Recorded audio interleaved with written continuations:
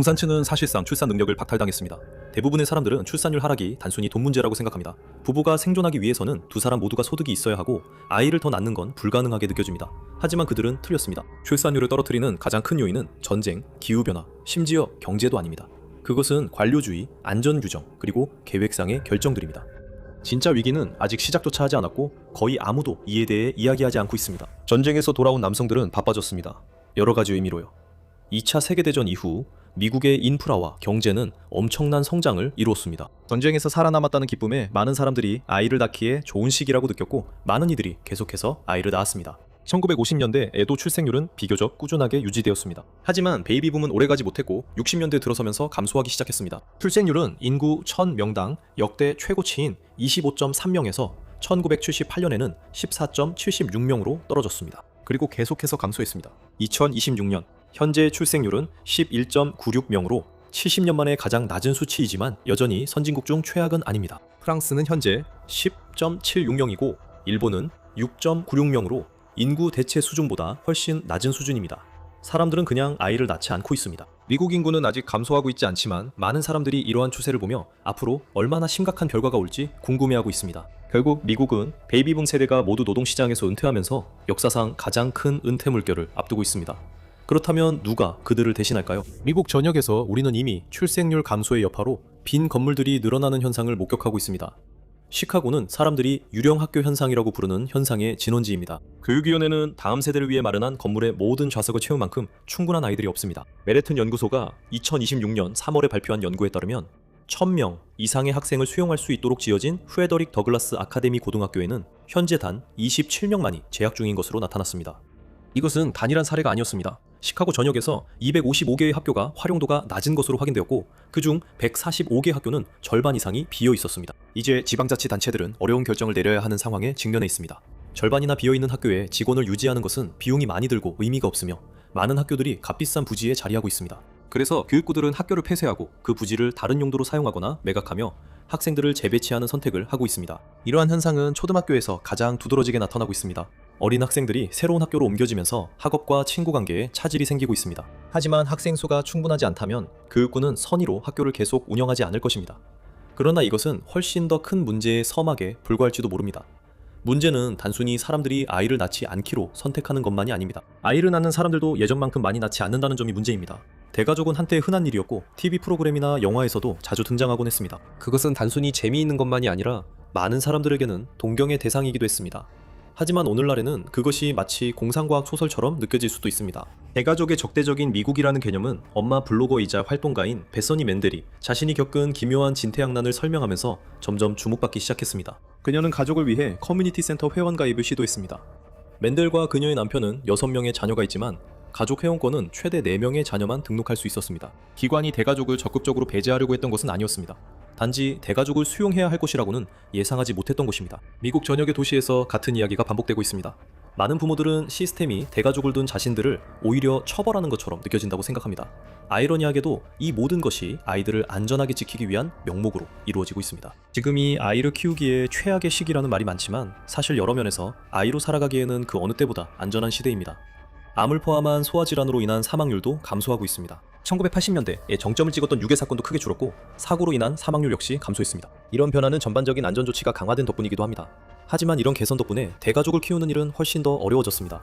아이를 낳는다는 건 단순히 먹여 살릴 일이 하나 더 늘어난다는 의미만은 아닙니다. 그것은 전문 장비를 구입하고 집을 아기에게 안전하게 만들고 종종 자동차까지 업그레이드해야 한다는 뜻입니다. 아기가 한 명 더 생길 때마다 아기 침대도 하나 더 필요하고 카시트도 하나 더 필요하며 결국에는 방도 하나 더 필요하게 됩니다.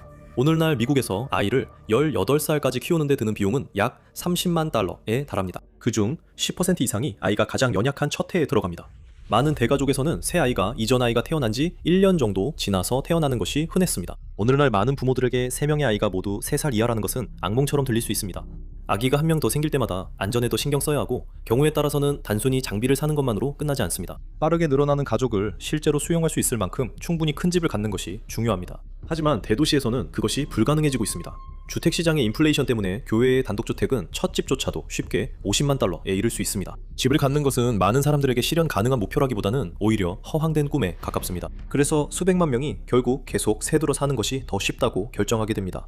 비록 그로 인해 월급의 대부분이 집주인에게 가더라도 말이죠. 하지만 그마저도 가족을 키우기에 알맞은 집을 찾는 것은 쉽지 않습니다. 가족 단위의 아파트가 완전히 사라지고 있기 때문입니다. 3층을 넘는 모든 아파트 건물에는 2개의 별도 계단이 있어야 합니다. 화재나 다른 재난이 발생했을 때 누구도 출구로부터 차단되지 않도록 하기 위함입니다. 안타깝게도 이 규정은 비극에서 비롯된 건축법입니다.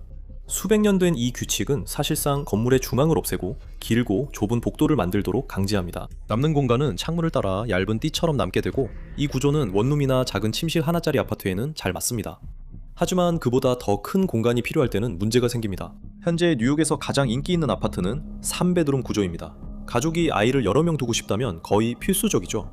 하지만 큰 아파트는 큰 수익을 내지 못합니다. 소방 규정과 수익성 때문에. 건물을 최대한 많은 유닛으로 나누는 것이 훨씬 더 매력적입니다.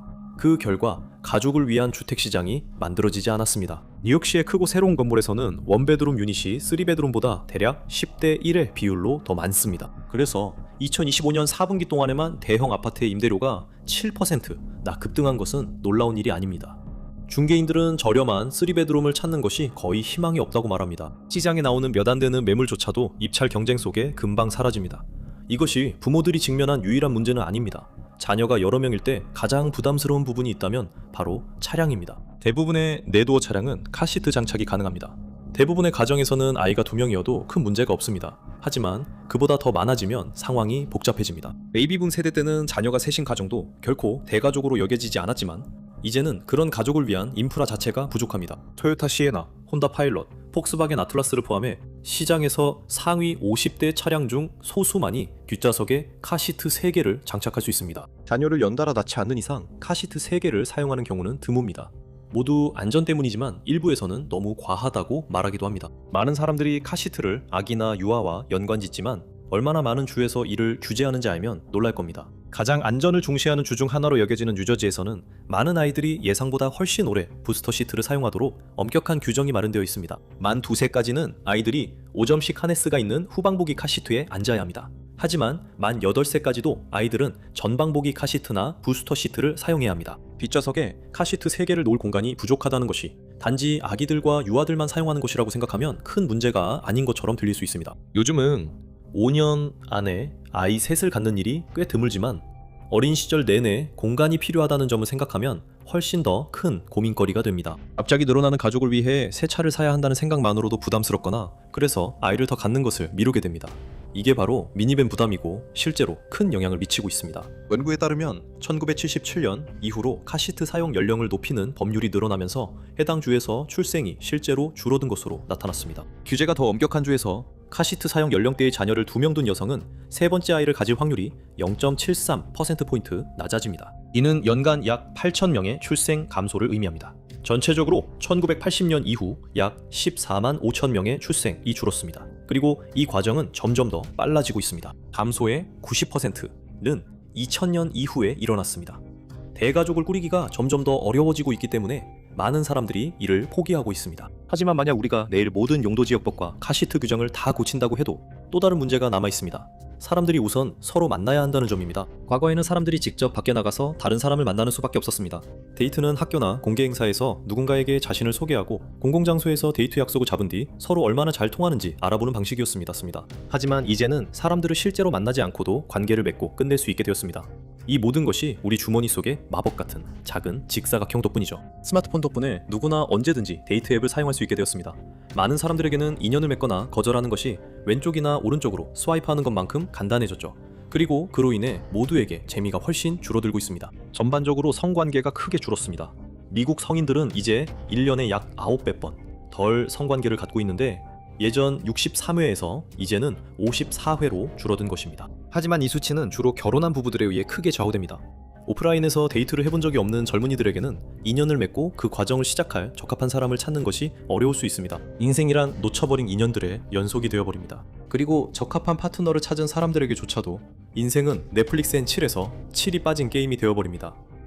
지금의 삶은 온갖 방해 요소로 가득 차 있고 스마트폰은 양날의 검입니다. 매일 매 순간마다 우리는 정보, 알림, 그리고 화려한 오락 제한들에 시달리고 있습니다. 예전에는 커플이 집에 돌아와 함께 시간을 보내며 즐거워했지만 이제는 함께 있어도 각자만의 세계에 빠져 있습니다. 그들은 커플일지라도 각자에게 맞춤화된 알고리즘을 가지고 있습니다.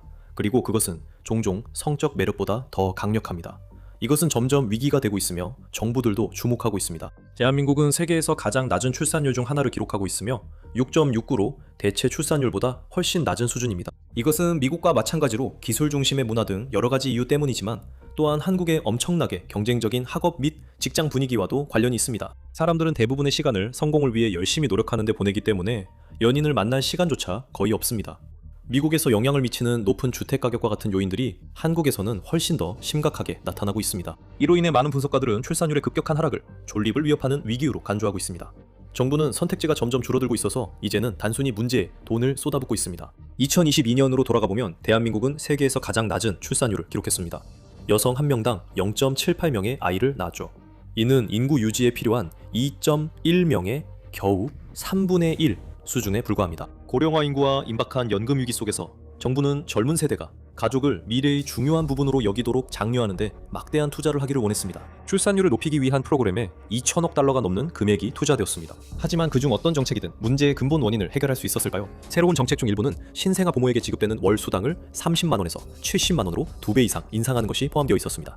이는 매달 약 500달러에 해당합니다. 하지만 2024년까지 그 금액은 100만 원, 즉 770달러로 인상되었습니다. 기업들은 신생아 및 예비 부모들을 대상으로 자사 제품을 홍보하는 베이비 페어를 개최하도록 장려받았습니다. 이것은 대한민국의 출산율을 높이기 위한 마지막 시도였습니다.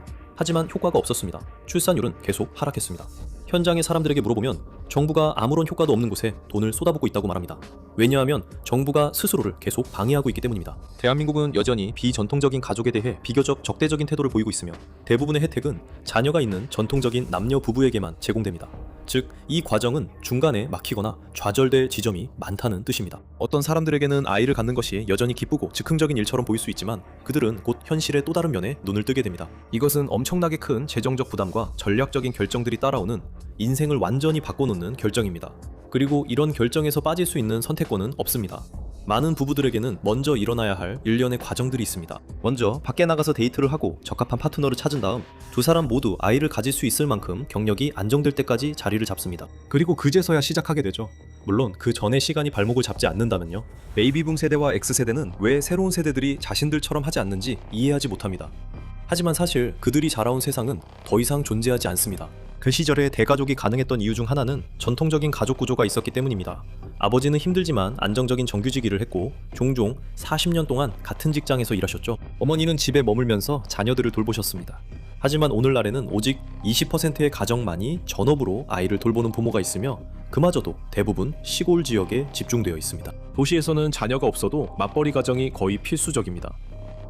맞벌이 가정은 수입이 늘어나지만 생활 방식이 크게 달라져서 부모 모두가 자리에 없는 시간이 길어집니다.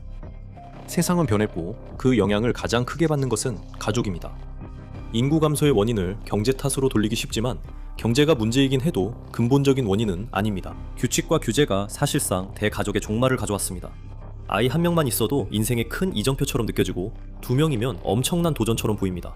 3명이면 넘기 힘든 산처럼 느껴집니다. 대부분의 부부들은 등산 장비를 챙겨서 산을 오르려고 하지 않습니다. 그냥 산 아래에 앉아서 가진 것에 만족하려고 하죠. 인구 감소율은 심각한 위기이지만 만약 출생이 전혀 없다면 상황이 얼마나 나빠질 수 있을까요? 만약 1년 동안 아기가 전혀 태어나지 않는다면 어떤 일이 벌어질지 그 끔찍한 진실을 알아보려면 이 영상을 시청하세요. 또는 이 영상을 클릭하세요.